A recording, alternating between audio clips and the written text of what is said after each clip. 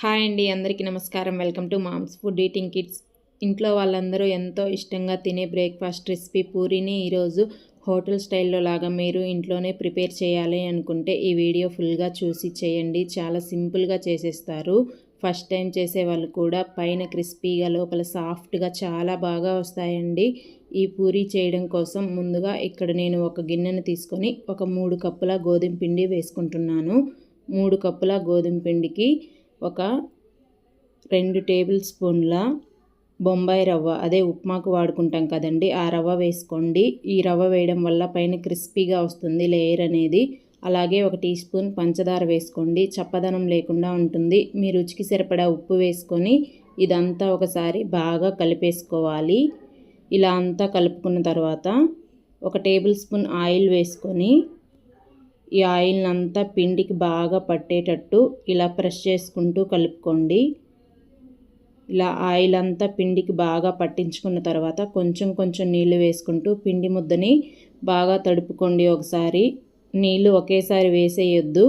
ఇలా కొంచెం కొంచెం వేసుకుంటూ ఇలా అంతా కలుపుకున్న తర్వాత ఇప్పుడు పిండిని ఇలా ప్రెస్ చేసుకుంటూ ఒక 5 నిమిషాలు సాఫ్ట్ పిండి ముద్దలాగా కలుపుకోండి. చూసారా, ఇలా ఉండాలి పిండి అనేది. ఇప్పుడు దీనిపైన ఒక 2 చుక్కల నూనె వేసి పిండినంతా ఇలా స్ప్రెడ్ చేసుకోండి. పిండి అనేది ఆరిపోకుండా ఉంటుంది. ఇప్పుడు దీనిపైన మూత పెట్టుకొని ఒక అరగంట లేదా గంట పాటు పక్కన పెట్టేసుకోండి. నాకు ఈ కప్పుతో 1.25 కప్పు నీళ్లు పట్టాయండి. ఇప్పుడు నేను ఒక అరగంట తర్వాత చూపిస్తున్నాను. మళ్ళీ పిండినంతా ఇలా ఒకసారి అనుకొని దీన్ని 2 డివైడ్లు పార్ట్స్గా చేసుకోండి.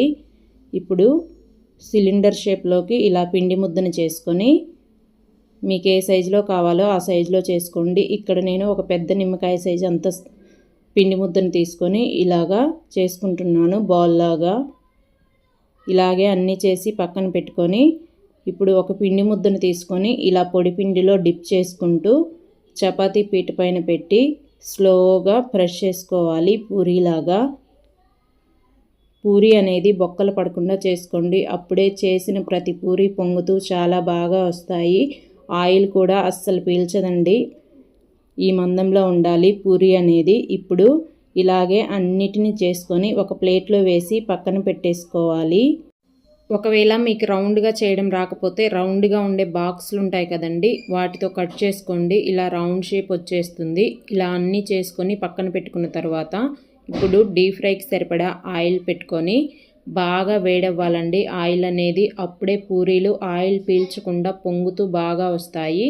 ఇలా ఆయిల్ వేడయ్యాక ఒక పూరీ వేసుకొని ఇలా కొంచెం ప్రెస్ చేసినట్టు అనండి.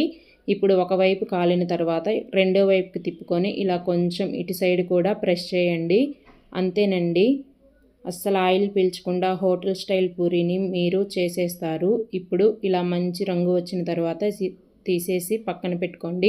ఇలాగే అన్ని పూరీలు వేసుకోండి. ఆయిల్ మాత్రం ఎప్పుడు వేడిగానే ఉండాలి, మంట హై ఫ్లేమ్లోనే ఉండాలి. మీరు ట్రై చేసి నచ్చితే ఒక లైక్ చేసి మీ ఫ్రెండ్స్ అండ్ రిలేటివ్స్కి షేర్ చేసి నా ఛానల్ని సబ్స్క్రైబ్ చేసుకోండి.